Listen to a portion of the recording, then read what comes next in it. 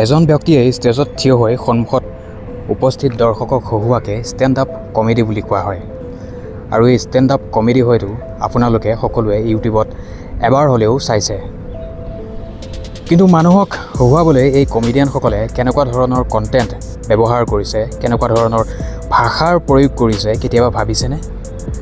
এনেকুৱা কিছুমান জনপ্ৰিয় কমেডিয়ান আছে যিয়ে মুখেৰে এটা অশ্লীল শব্দ নুলিয়ালে নিজৰ কমেডি শ্ব'টো কমপ্লিট কৰিব নোৱাৰে।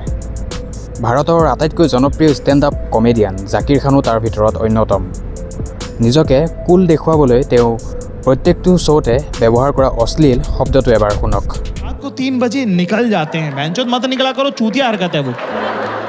অকল জাকিৰ খানেই নহয়, আজিকালি সৰু ডাঙৰ প্ৰত্যেকজন ষ্টেণ্ড আপ কমেডিয়ানে এনেকুৱা নাৰীক লৈ অশ্লীল শব্দ ব্যৱহাৰ কৰা দেখা যায়।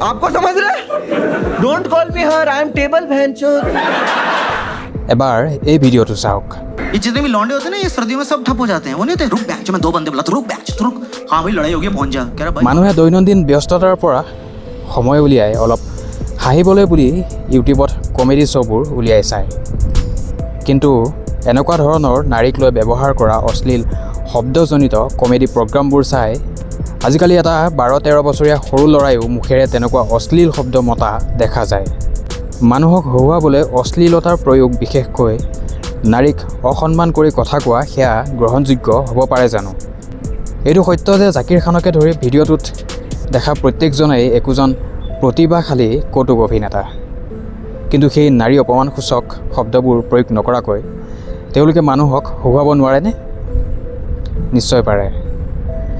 কেইদিনমান আগৰ আন এজন ইউটিউবাৰ ৰণবীৰ আলাহবাদীয়াৰ ভিডিঅ'টো দেখিছেই সকলোৱে।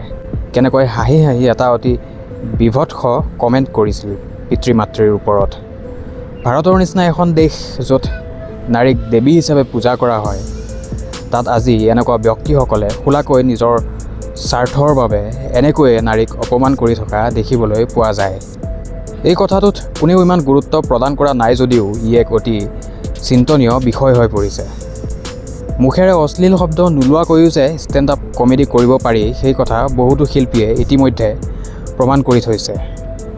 মানুহক হহুৱাবলৈ অশ্লীলতা প্ৰয়োগৰ যে কোনো প্ৰয়োজন নাই, সেই কথা সৰ্বকালৰ সৰ্বশ্ৰেষ্ঠ কৌতুক অভিনেতা চাৰ্লি চেপলিন আৰু ৰৱান এটকিনছন ওৰফে মিষ্টাৰ বিনে ইতিমধ্যে প্ৰমাণ কৰি থৈছে।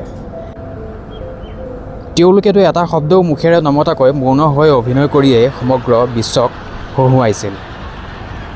যিসকলে ভিডিঅ'টো চাইছে এই কথাটোৰ বিষয়ে আপোনালোকে কি ভাবে কমেণ্টত জনাবলৈ নাপাহৰিব।